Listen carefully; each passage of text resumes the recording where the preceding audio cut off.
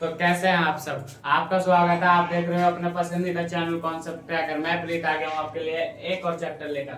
आज हम पढ़ेंगे क्लास 10 का चैप्टर 1 पार्ट 1 नेताजी का चश्मा। पिछले पार्ट में हमने इसका पूरा लाइन बाय लाइन पूरा चैप्टर कंप्लीट कर लिया था। तो आज हम पढ़ेंगे इसके प्रश्न उत्तर। ठीक है, तो बिना किसी तरीके इस वीडियो को शुरू करते हैं। अगर वीडियो अच्छी लगे तो लास्ट में सब्सक्राइब करना, अभी मत करो।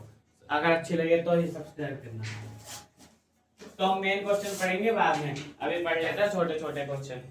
सबसे पहला क्वेश्चन है पाठ और लेखक का नाम। पाठ का नाम है हमारा नेताजी का चश्मा। लेखक कौन है? लेखक है हमारे स्वयं प्रकाश जी, स्वयं प्रकाश। ठीक है, ये हो गया हमारे लेखक। अब दूसरा क्वेश्चन है वह पूरी बात कौन सी थी जिसका पता नहीं है। तो बताओ कौन सी बात थी? वह बात थी शहर के प्रमुख बाजार के चौराहे पर देखो, जो शहर था ना, शहर के प्रमुख मतलब शहर के प्रमुख जो चौराहा था उस पर ना नेताजी सुभाष चंद्र बोस की मूर्ति लगवानी थी। इसका पता नहीं था कि इसमें कितनी लागत आएगी, और किससे बनवाया जाए और कैसे बनवाया जाए। आइए देखते हैं। हुआ मोतीलाल जी कौन है और उन्हें क्या काम सौंप दिया गया? मोतीलाल जी हमारे कस्बे के एक वो हैं टीचर। ठीक है, हमारे उस कस्बे के स्कूल के इकलौते ड्राइंग टीचर हैं जिन्हें यह काम सौंप दिया गया। कौन सा काम सौंप दिया गया? सुभाष चंद्र बोस जी की मूर्ति बनाने का। मूर्ति बनाकर पटक देने से क्या आश्चर्य है? मूर्ति बनाकर पटक देने से यह आश्चर्य है कि जो हमारे मोतीलाल जी थे ना, वो कह रहे थे मैं इस मूर्ति को 1 महीने में बनाकर पटक दूंगा। ठीक है, हम बात को सिर्फ अंत तक समझ रहे हैं तो जल्दी जल्दी समझेंगे। कौन सा प्रयास सफल था और कैसे? कौन सा प्रयास सफल था और कैसे? इसका आंसर है शहर में जो वो सुभाष चंद्र बोस जी की मूर्ति बनवानी थी ना, वो पूरी तरीके से सफल रही। किसकी बनी थी? वो मूर्ति बनी थी हमारी संगमरमर की, जिसमें उन्होंने क्या करा था, वो बनी थी संगमरमर की। संगमरमर क्या होता है? सफेद पत्थर, जिससे हमारा ताजमहल बना है। और उन्होंने सुभाष चंद्र बोस जी का क्या था? उन्होंने पहन ली थी फौजी वर्दी।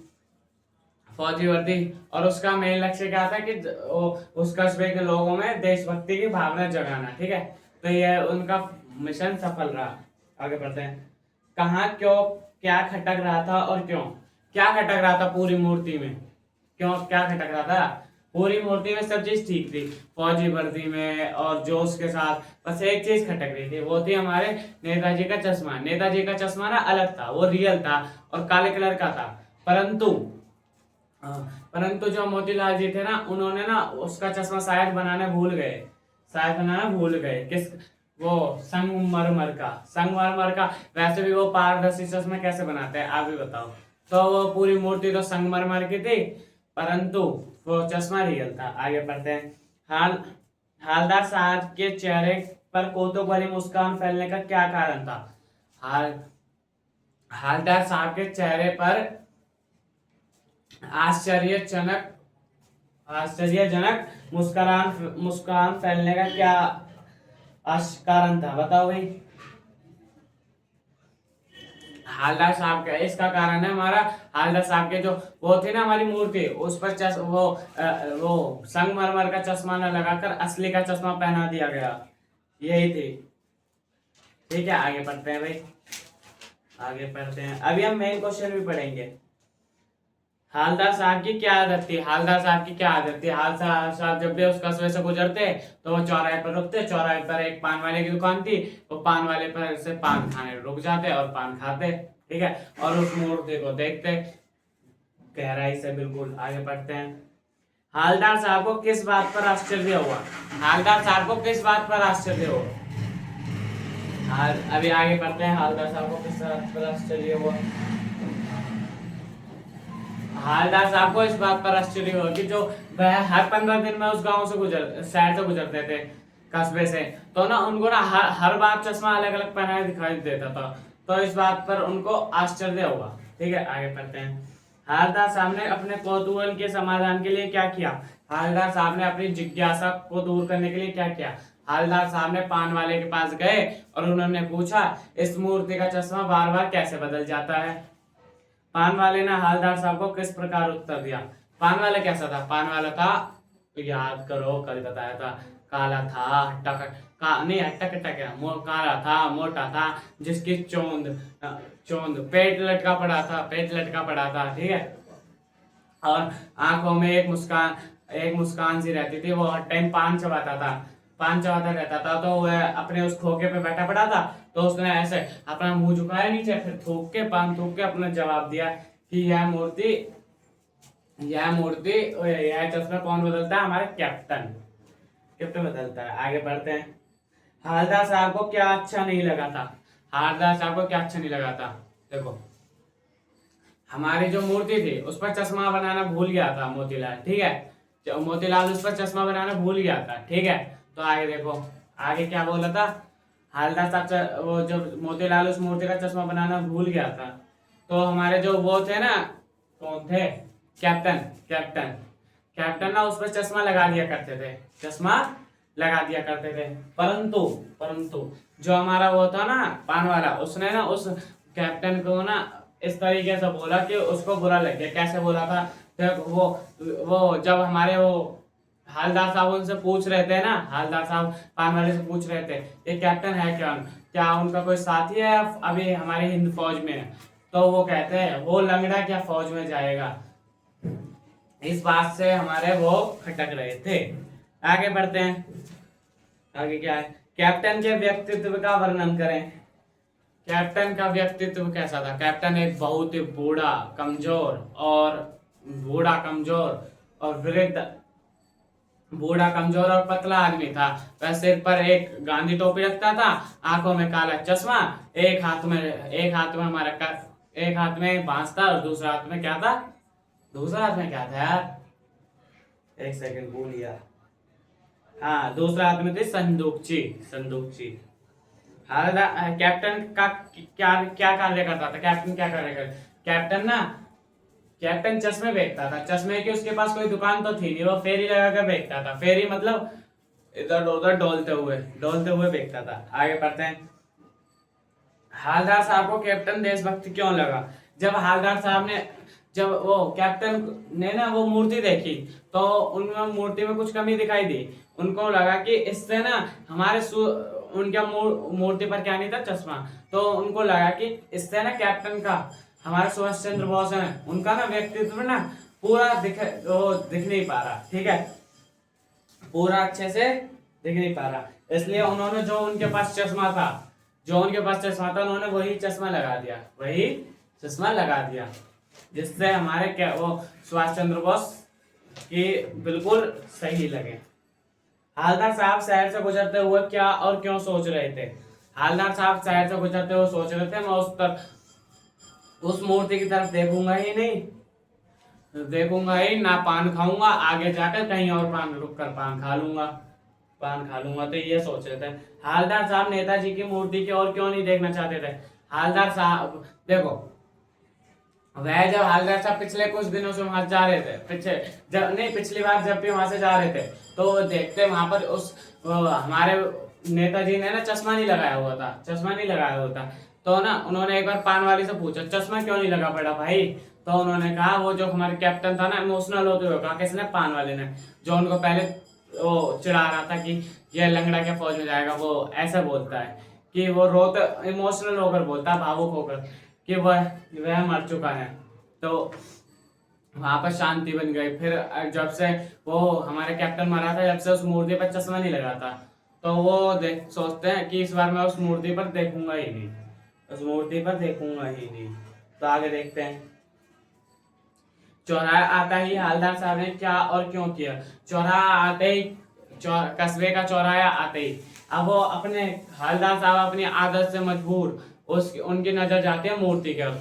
जब वो मूर्ति पर देखते हैं, तो मूर्ति पर उनको दिखता है चश्मा देखकर वो चौंक जाते हैं। ड्राइवर से कहते हैं, गाड़ी रोको। गाड़ी रोकने से पहले वो कूद जाते हैं गाड़ी में से। फिर हमारे नेताजी के बिल्कुल सामने आकर खड़े हो जाते हैं, ठीक है। हवलदार साहब मूर्ति के सामने अटेंशन क्यों खड़े हो गए? हवलदार साहब को कई दिनों से मूर्ति की आंखों पर चश्मा लगा हुआ नहीं दिखा है। अचानक उन्हें आज सरकंडा क्या होता है? सरकंडा होता है छोटी छोटी सीखें, ठीक है, छोटी छोटी सीखें। तो सरकंडे का बना छोटा सा चश्मा दिखाई दिया। वह मूर्ति आदर के लिए उसके सामने अटेंशन की मुद्रा में खड़े हो गए, ठीक है। वह मूर्ति को आदर देने के लिए उनके सामने अटेंशन, जैसे फौजी मोदी है ना, अटेंशन, उस मुद्रा में खड़े हो गए। अब बात करते हैं इसके मेन क्वेश्चन के। अभ्यास अभ्यास अभ्यास के प्रश्न उत्तर, ठीक है। अब इनको गौर से सुनना। क्या क्वेश्चन है? सेनानी ना होते हुए भी चश्मे वाले को लोग कैप्टन क्यों कहते थे? और दूसरा क्या है? कैप्टन के चरित्र की विशेषताएं बताएं। इन दोनों का एक ही उत्तर होगा। सेनानी ना होते हुए भी कैप्टन को, चश्मे वालों को लोग कैप्टन क्यों कहते थे? कैप्टन की चरित्र की विशेषताएं बताएं। इसका आंसर क्या होगा? इसका आंसर होगा चश्मे वाला सेनानी नहीं था, चश्मे वाला सैनिक तो नहीं था, फिर भी लोग उसको कैप्टन कहते थे, और ना ही वो फौज में था। आगे बढ़ते हैं। फिर भी लोग उसे कैप्टन कहकर बुलाते थे। इसका कारण यह रहा होगा कि चश्मे वाला देशभक्ति में भावना से पूरा भरा हुआ था, उसके अंदर देश भावना भरी पड़ी थी। वह अपनी शक्ति के अनुसार जितना वो कर सकता था, उसके लिए जितना वो उसके पॉसिबल था वो कर सकता था देश के लिए, उतना वो करता था। वो नेताजी के ऊपर चश्मा लगा सकता था, उसने लगाया, ठीक है। तो इसलिए वह, जब तक उसके मन में देश के नेताओं के प्रति सम्मान और आदर था, इसलिए जब तक वह जीवित रहा उसने नेताजी की मूर्ति पर चश्मा लगाकर रखा। उसकी इसी भावना के कारण लोग उसे कैप्टन कहकर बुलाते थे। अब दूसरा क्वेश्चन पढ़ते हैं। हालदार साहब ने ड्राइवर को पहले चौराहे पर गाड़ी रोकने के लिए मना किया था, लेकिन बाद में तुरंत रोकने को कहा। इसी के हम आगे क्वेश्चन पढ़ते हैं। इसके पहला क्वेश्चन है इसके अंदर ही, मतलब का, ऐसा है प्रश्न टू का का। तो हम का, इसका खा भी है और गा भी है। तो अभी हम किसकी बात कर रहे हैं? का की। हालदार साहब पहले मायूस क्यों हो गए थे? हालदार साहब पहले मायूस क्यों हो गए थे? हालदार साहब पहले मायूस क्यों हो गए थे? क्योंकि हालदार साहब जो पहले की नेताजी की मूर्ति को देखते हैं, वह ना जब उनकी मूर्ति को देखते हैं तो उन्हें दिखता है इसमें चश्मा नहीं है, तो वो उस मूर्ति को ना बिना चश्मे के देख नहीं सकते थे। जब से कैप्टन मरा था उस मूर्ति पर कोई भी चश्मा नहीं लगाता था, इसलिए जब हालदार साहब वहां से कस्बे से गुजरते हैं तो चौराहे पर गाड़ी रोकने के लिए मना कर देते हैं। मूर्ति पर सरकंडे का चश्मा क्या उम्मीद जगाता है? मूर्ति पर सरकंडे का चश्मा क्या उम्मीद जगाता है? हालदार साहब जब चौराहे से मूर्ति जा रहे थे तो उन्होंने मूर्ति की तरफ देखा, तो मूर्ति पर सरकंडे का चश्मा आया, तो गाड़ी से रोकते हुए कूदे, मूर्ति के सामने आ गए। तो इससे क्या पता चलता है कि हमारे देश में आज भी बच्चों में देशभक्ति की जागना है। इसमें आंसर क्या दिया है देखते हैं। सरकंडे का चश्मा देखकर हालदार साहब की यह उम्मीद कि आजकल के बच्चे कल को देश का निर्माण में सहायक होंगे और अब उन्हें कभी भी चौराहे पर नेताजी के बिना चश्मे की मूर्ति नहीं देखनी पड़ेगी। आगे बढ़ते हैं। लास्ट क्वेश्चन इसका, ये खा भी पढ़ लिया, अब का पढ़ते हैं भाई। का क्या है? हालदार साहब इतनी सी बात पर भावुक क्यों उठे? इतनी सी बात लगती है इनको। क्या है इसका आंसर? चौराहे पर नेताजी की मूर्ति पर बच्चे के हाथ से बना सरकंडे का चश्मा देखकर हालदार साहब भावुक हो गए। बताओ, ये देखो, हालदार साहब इसलिए भावुक हो गए क्योंकि इतना पूरे कस्बे में किसी ने भी उस पर चश्मा नहीं लगाया, परंतु बच्चों ने लगा दिया। तो बच्चों की उनके देशभक्ति भावना को देखकर वह भावुक हो गए। आगे बढ़ते हैं। पहले उन्हें ऐसा लग रहा था कि अब नेताजी के चश्मा के मूर्ति के ऊपर कोई भी चश्मा नहीं लगाएगा, इसलिए उन्होंने ड्राइवर को वहां रुकने से मना कर दिया। परंतु जब उन्होंने नेताजी की मूर्ति पर सरकंडे का चश्मा देखा तो उनका मन भावुक होगा। उन्होंने नम आंखों से नेताजी की मूर्ति को प्रणाम करा। आगे बढ़ते हैं भाई। हास्य स्पष्ट कीजिए। बार बार सोचते क्या होगा उस कौम का जो अपने देश की खातिर घर गृहस्थी जवानी जिंदगी सब कुछ छोड़ देने वालों पर हंसती है और अपने लिए पिकने को मौके ढूंढती है। यानी लेखक का उपरोक्त वाक्य से लेखक का क्या हास्य है कि लेखक बार बार यही सोचता है क्या होगा उस देश के लोगों का जो अपने देश के लिए सब कुछ न्यौछावर करने वालों पर हंसते हैं। देश के लिए अपना घर परिवार जवानी यहाँ तक कि अपना प्राण भी देने वाले लोगों पर हंसते हैं, उनका मजाक उड़ाते हैं। दूसरों को मजाक उड़ाने वाले लोगों के पास लोग जल्दी इकट्ठे हो जाते हैं, जिसे जिन्हें उन्हें अपना सामान बेचने का अवसर मिल जाता है। तो यहाँ इस वाक्य में वैसे बताऊं बात किसकी हो रही है, इसमें हो रही है कैप्टन और पानवाली की। कैप्टन देशभक्त वो नेताजी के लिए इतना सब कुछ करता है, फिर भी हम मतलब कैप्टन के अंदर देशभक्ति की भावना है, फिर भी पानवाला उनका मजाक उड़ाता है। ठीक है, अब पढ़ते हैं चौथा क्वेश्चन। 5 ही है इसमें, तो चौथा पढ़ लेते हैं। पान वाले का एक रेखा चित्र प्रस्तुत कीजिए। पान वाले के चरित्र की किन्हीं 2 विशेषताओं का उल्लेख कीजिए। पान वाले के बारे में कितना बताओ, सब तो बता दिया मैंने, फिर भी आंसर सुन लेते हैं। मैं अपने मुंह से बताऊंगा, उसमें गाइडेंस बता देता हूँ। चलो अपने मुंह से बताऊंगा, गाइडेंस है। देखो, पान वाला कैसा था? पान वाला काला था, मोटा था और आंखों में हंसी रहती थी और हर टाइम पान मुंह में चमा के बैठा रहता था। पान वाली की एक दुकान थी जो चौराहे पर थी। ठीक है, इतना मैं बता देता हूँ, इतना इसमें पढ़ लेते हैं। पान वाले की दुकान चौराहे पर थी, नेताजी की मूर्ति के सामने। पान वाले का रंग काला था, वह शरीर से मोटा था, उसकी आंखें हंसती हुई थी, उसकी तोंद निकली हुई थी। जब वह किसी बात पर हंसता तो उसकी तोंद यानी पेट गेंद की तरह ऊपर नीचे उछलती। वह स्वभाव से खुश मिजाज था। वह बार बार पान खाकर उसके दांत लाल काले हो गए थे। वह कोई भी बात अपने मुंह से कहने से पहले पान मुंह में रखे पान को नीचे की ओर थूकता। यह उसकी आदत भी बन चुकी थी। पान वाले के पास हर किसी की पूरी जानकारी रहती थी, जिसे वह बड़े रसीले अंदाज से दूसरों के सामने प्रस्तुत किया करता था। वह मन का अच्छा था और इसलिए कैप्टन की मृत्यु की खबर सुनाते समय उसकी आंखों में उदासी के भाव प्रकट हो गए। यही तो बातें मैंने कही थी। वो तो आप एक लाइन अपने मन से भी जोड़ो ना, मैं बताऊंगा वही थोड़ी लिखोगे। हिंदी और इंग्लिश ऐसा सब्जेक्ट है, इसमें रट्टा तो मारना ही नहीं। मतलब किसी भी सब्जेक्ट में रट्टा नहीं मारना। इसमें ना आप जो सोच रहे हो उसको लिखो, जिससे ना उसको सामने वाले जो चेक करता है आपके पेपर उसको लगता है कि इसने अपने भाव प्रकट करे हैं। ठीक है, वैसे एक बात पूछो, आज आया है 10th का रिजल्ट, तो अपने छोड़ो, आप थोड़ी हो 10th में। जितने आप 10th में नंबर लाना चाहते हो ना, परसेंटेज लाना चाहते हो हिंदी में, मतलब हिंदी में जितने नंबर लाना चाहते हो उतना कमेंट कर देना इस वीडियो में, जिससे मुझे पता चल जाए आप तो पूरे तैयार हो। वो लंगड़ा क्या जाएगा फौज में, पागल है पागल। कैप्टन के प्रति पान वाले के इस टिप्पणी पर आपकी क्या प्रतिक्रिया है? हालदार साहब के मन में नेताजी की मूर्ति पर चश्मा लगाने वाले के प्रति आदर था। जब उन्हें पता चला कि चश्मे लगाने वाला कोई कैप्टन नहीं, तो उन्हें लगा कि वह नेताजी का कोई साथी होगा। परंतु पान वाला उसका मजाक उड़ाते हुए बोला कि वह लंगड़ा व्यक्ति इसलिए फौज में कैसे जा सकता है। पान वाले को कैप्टन की हंसी उड़ाने पर अच्छा नहीं लगता। एक वही है जिसे नेताजी की मूर्ति के अधूरे व्यक्तित्व को पूरा किया था। उसके नेताजी के प्रति आदर भाव ने ही पूरे कस्बे की इज्जत बचा रखी थी। पान वाले के मन में देश और देश के नेताओं के प्रति आदर सम्मान नहीं था।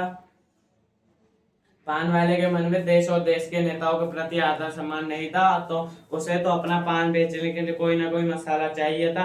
यदि ऐसे लोग देश के लिए सब कुछ नहीं कर सकते, तो उन्हें किसी का मजाक उड़ाने का कोई हक नहीं है। कैप्टन जैसे भी व्यक्तित्व का स्वामी था, उससे उसके देश के प्रति कर्तव्य भावना कम नहीं होती। पान वाले को कैप्टन की हंसी नहीं उड़ानी चाहिए थी।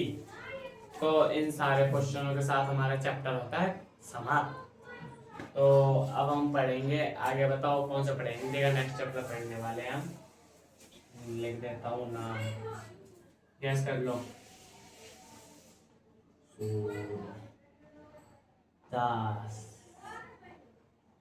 सूरदास, ठीक है। तो रेडी हो जाना, इसको भी क्रैक करने वाले हैं। मिलेंगे नेक्स्ट वीडियो में, तब तक के लिए थैंक यू। और इसको क्रैक करने के लिए रेडी हो जाओ।